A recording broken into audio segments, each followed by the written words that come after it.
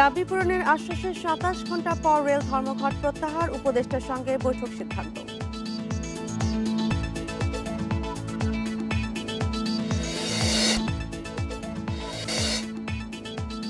খুলনায় tank lorry শ্রমিক ধর্মঘট চতুর্থ দিনে ১৬ জেলায় জ্বালানি তেলের সংকট, বিক্রি বন্ধ।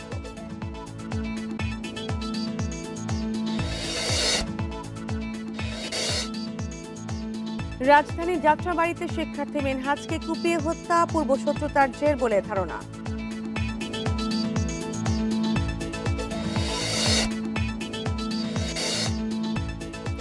আরাকান আর্মির হাতে আটক কার্গো উদ্ধার হয়নি, ১৩ দিনে দ্রুত পদক্ষেপ নেওয়ার দাবি।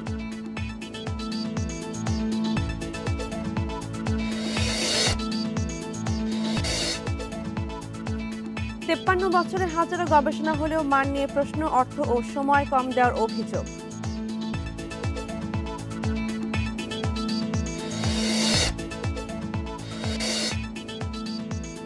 দক্ষিণ কোরিয়ায় কোটা মেনে কর্মী পাঠানো যাচ্ছে না, বড় কারণ ভাষা প্রশিক্ষণের অভাব।